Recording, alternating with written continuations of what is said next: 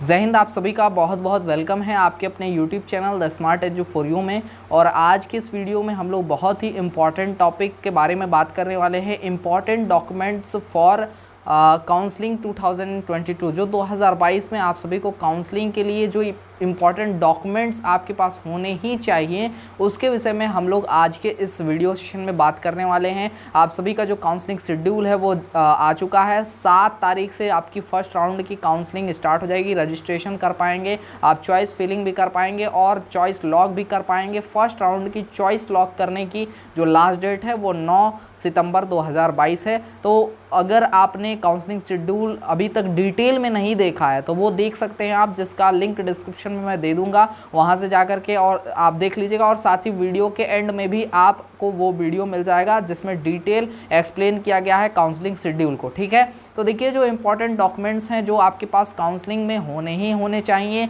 इसके लिए सबसे पहले तो मैं आपको इंपॉर्टेंट इंस्ट्रक्शन बता दूं जो कि आपको काउंसलिंग के लिए डॉक्यूमेंट्स के रिगार्डिंग आपके पास होना चाहिए। ठीक है, डॉक्यूमेंट वेरिफिकेशन के लिए तो यहाँ पर एक नोट पॉइंट में मैंने इस पीडीएफ में ही जो है ऐड कर दिया है। ठीक है, इस पीडीएफ के बारे में भी बताऊंगा आपको कहाँ से मिलेगा ये पीडीएफ। ठीक है, तो यहाँ इस पीडीएफ में ही मैंने ऐड कर रखा है, जिसमें मैंने ये देखिए साफ साफ लिख दिया है कि सभी डॉक्यूमेंट ओरिजिनल और उसकी एक फोटोकॉपी भी रखनी है आपको। ठीक है, मतलब आपको क्या करना है, जितने भी सर्टिफिकेट आप वहाँ पे वेरिफिकेशन में आपको ले जाने हैं उसकी एक कॉपी फोटोकॉपी और एक उसका ओरिजिनल, मतलब कि वो खुद ओरिजिनल सर्टिफिकेट और उसकी एक फ़ोटोकॉपी आपको रखनी पड़ेगी। ये जो काउंसलिंग आपका शेड्यूल है उसके इंस्ट्रक्शन में साफ साफ जो है यहाँ पे मेंशन है ये चीज़। ठीक है, तो यहाँ पे ध्यान दीजिएगा, सबसे पहले एक नंबर पे जो आपके वो इम्पॉर्टेंट डॉक्यूमेंट आपके पास होना चाहिए वो होना चाहिए जीकअप 2022 का एडमिट कार्ड। अब इसमें बहुत सारे बच्चे अपनी मिथ्या जनरेट करेंगे,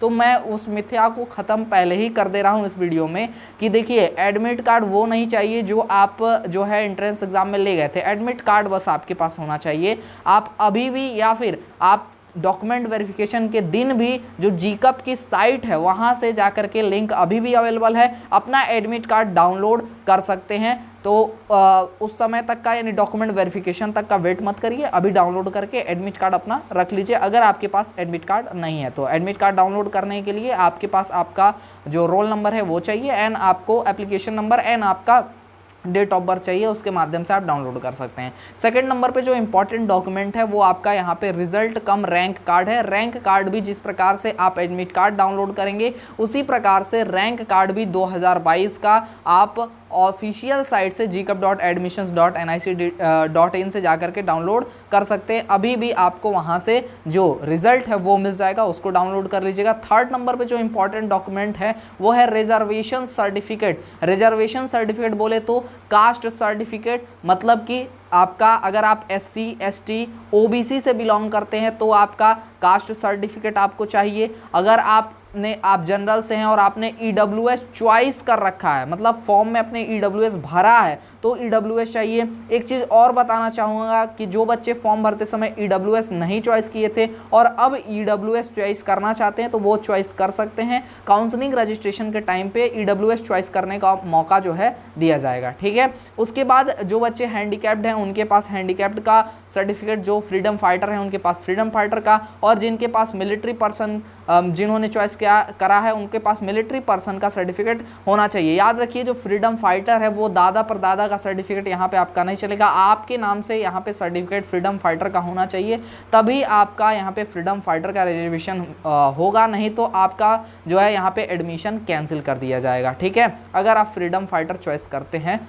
तो। ठीक है, चौथे नंबर पे जो इंपॉर्टेंट डॉक्यूमेंट है यहाँ पे वो है डोमिसाइल सर्टिफिकेट, यानी कि निवास प्रमाण पत्र। तो निवास प्रमाण पत्र आपके पास होना चाहिए। पांचवें नंबर पे जो इंपॉर्टेंट यहाँ पे डॉक्यूमेंट है वो है आधार कार्ड। तो यहाँ आधार कार्ड जरूरी नहीं है, आपके पास फोटो ID होना चाहिए, जैसे ड्राइविंग लाइसेंस या इसके अलावा कोई अन्य पहचान पत्र आपका फोटो ID जो है होना चाहिए, वो चल जाएगा। ठीक है, इसके बाद छठवें नंबर पे आपका आता है 10th का रिजल्ट। तो 10th का रिजल्ट ओरिजिनल और उसकी फोटोकॉपी दोनों आपको ले जानी होगी।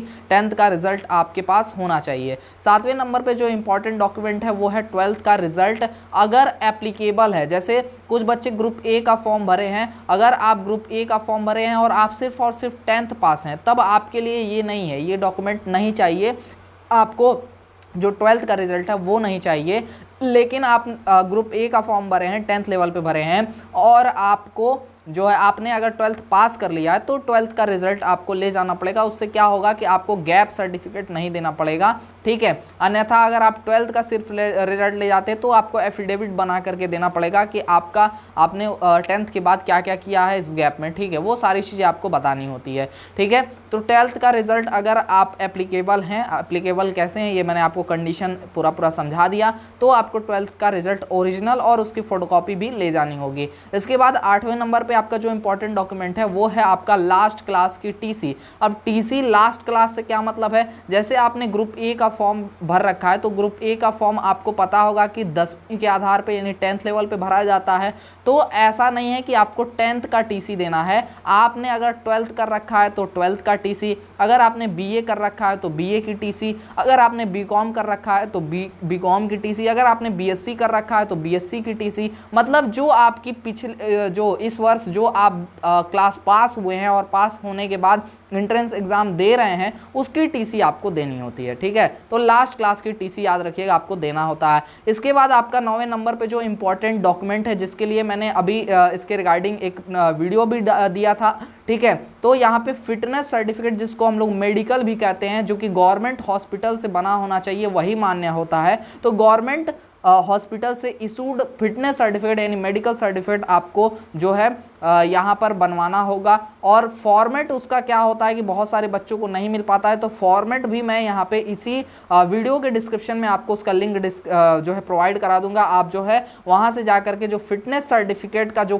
फॉर्मेट है उस फॉर्मेट को आप डाउनलोड कर लीजिएगा, ठीक है। तो फॉर्मेट का और इस जो पीडीएफ है, इस पीडीएफ का भी मैं लिंक जो है आपको इसी वीडियो के डिस्क्रिप्शन में प्रोवाइड करा दूंगा, वहाँ से आप डाउनलोड कर सकते हैं, ठीक है।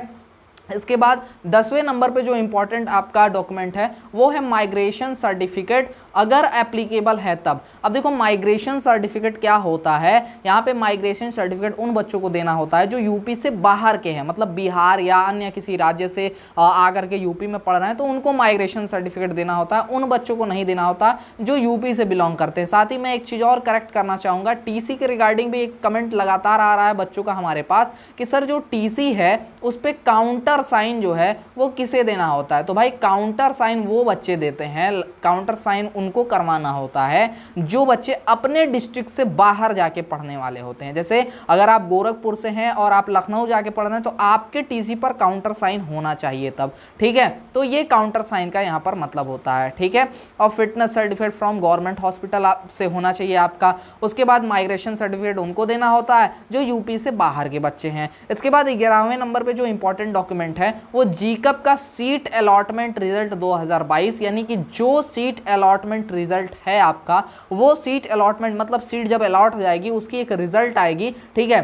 तो उसको आपको डाउनलोड करके आपको वेरिफिकेशन सेंटर पे ले जाना होगा, ठीक है। इसके बाद गैप सर्टिफिकेट, अब इसमें ये भी हो सकता है कि देखो जो अलॉटमेंट रिजल्ट है या अलॉटमेंट लेटर है, अगर ऐसा कंडीशन इसमें नियम होता है कि वेरिफिकेशन के बाद ही अलॉटमेंट लेटर मिलेगा, तो आप वेरिफिकेशन के बाद इसको डाउनलोड करके आपका जो कॉलेज अलॉट हुआ होगा वहाँ ले जाना हो सकता है। तो इसमें एक कंडीशन ये बन सकता है, तो ये जो है इसके लिए आप ध्यान दीजिएगा। अगर डाउनलोड हो जाता है तो ठीक है, नहीं तो आप वेरिफिकेशन सेंटर पर जा करके इसकी जानकारी दे सकते हैं। तो इसके बारे में वो पूरी जानकारी डिटेल या फिर समय रहते जैसे ही इसके बारे में कंफर्मेशन, जैसे ही प्रोसीजर स्टार्ट होता है तो इसके बारे में भी मैं कंप्लीट डिटेल आपको दे दूंगा, ठीक है।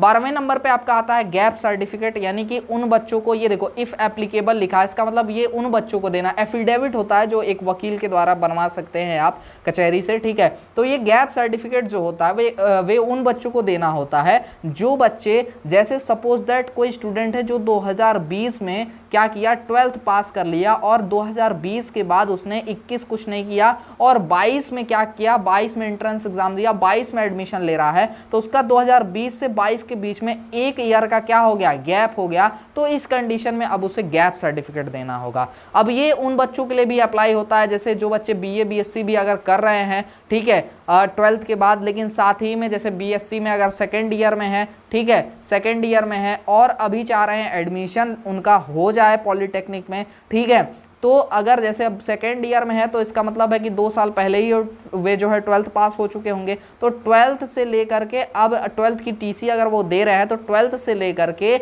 और अभी तक का यानी कि 2022 तक का उनको गैप सर्टिफिकेट जो है देना पड़ सकता है। ठीक है, तो गैप सर्टिफिकेट के बारे में अपनी डाउट इसको जो है क्लियर रखिएगा डाउट को। ठीक है, इसके बाद 13वें नंबर पे जो इंपॉर्टेंट डॉक्यूमेंट है आपका वो है आपका कैरेक्टर सर्टिफिकेट यानी कि चरित्र प्रमाण पत्र, जो कि अब बहुत सारे बच्चे कहते हैं सर क्या पुलिस स्टेशन से बनवाना पड़ेगा। अरे नहीं यार, पुलिस स्टेशन वाला कैरेक्टर यानी कि चरित्र प्रमाण पत्र नहीं है ये आपके स्कूल से आपके बनाया जाता है, आपके स्कूल वाले देते हैं भाई। ठीक है, आपका जो विद्यालय है जहाँ से आपने 12 पास किया है, कक्षा 10 पास किया है, वे आपका कैरेक्टर सर्टिफिकेट यानी कि चरित्र प्रमाण पत्र जो है बनवा करके देंगे। ठीक है, और इंपॉर्टेंट नोट दोबारा से सुन लीजिए कि जो भी डॉक्यूमेंट्स यहाँ बताए गए हैं वो सभी डॉक्यूमेंट मूल जो है चाहिए और ओरिजिनल चाहिए, और साथ ही साथ उसकी एक फोटोकॉपी भी रखनी है। ओरिजिनल जमा नहीं होता है, फोटोकॉपी जमा हो जाती है, ओरिजिनल आपको वापस लेके आना होता है। ठीक है, ऐसा मत करना ले जाके ओरिजिनल भी दे देना, ओरिजिनल नहीं देना है भाई, फोटोकॉपी देना है और ओरिजिनल अपने पास रखना है। ठीक है, तो आई होप आपको यहाँ पे जितने भी डॉक्यूमेंट के बारे में जो भी बताया गया, जो भी उसके संबंधित डाउट होगा वो आपका क्लियर हो गया होगा। अगर अभी भी कोई डाउट रह गया है जो क्लियर नहीं हो पाया है वो आप क्लियर कर सकते हैं। ठीक है, और कमेंट सेक्शन में अपना डाउट डाल दीजिए, इधर उधर कहीं भी व्हाट्सएप पे ये सब डाउट लिखने की जरूरत नहीं है। आप क्या करेंगे, सिंपली आप कमेंट सेक्शन में लिख दीजिए अपने डाउट को। नेक्स्ट वीडियो में आपका जो डाउट होगा उसको लेकर के उस वीडियो में उस पर बात कर लेंगे, उस पर बता देंगे। उस वीडियो को आप देख लीजिएगा, आपका डाउट क्लियर हो जाएगा। ठीक है, साथ ही मैं बताना चाहूँगा जो भी बच्चे सेमेस्टर की फुल क्लास हर सब्जेक्ट की ज्वाइन करना चाहते हैं वो सिर्फ और सिर्फ 349 रुपीज़ में हमारे ऑफिशियल ऐप से डाउनलोड कर सकते हैं। लिंक डिस्क्रिप्शन में है, वहाँ से जा करके आप हमारे ऑफिशियल ऐप को डाउनलोड कर लीजिए, वहाँ पे आप ज्वाइन कर सकते हैं। कैसे ज्वाइन करना है उसकी भी वीडियो डिस्क्रिप्शन में ही मिल जाएगी, वहाँ से आप वीडियो पहले देख लीजिएगा कि कैसे कोर्स को ज्वाइन करना है, उसके बाद आप ज्वाइन कीजिए। और उसके बाद भी अगर कोई प्रॉब्लम आती है आपको ज्वाइन करने में तो हमारे व्हाट्सअप नंबर 9076929784 पर आप कॉन्टैक्ट कर सकते हैं और इसकी जानकारी दे सकते हैं। जो भी आपको समस्या आ रही है, जो भी आपको दिक्कत आ रही है उसकी आप जानकारी देख सकते हैं। आपका जो भी समस्या होगा उसको निश्चित तौर पे दूर करने का प्रयास किया जाएगा। साथ ही जो बच्चे काउंसलिंग के में कुछ भी नहीं जानते, काउंसलिंग से संबंधित कोई जानकारी नहीं रखते हैं और वो चाहते हैं कि उनकी काउंसलिंग हमारे द्वारा कर दी जाए, वो भी बच्चे इसी नंबर पे कांटेक्ट कर सकते हैं काउंसलिंग करवाने की रिगार्डिंग, तो उनकी काउंसलिंग भी कर दी जाएगी। आज के इस वीडियो में बस इतना ही, मिलेंगे किसी अन्य वीडियो लाइव सेशन के साथ। तब तक के लिए जय हिंद, वंदे मातरम। आप सभी स्वस्थ रहें, मस्त रहें।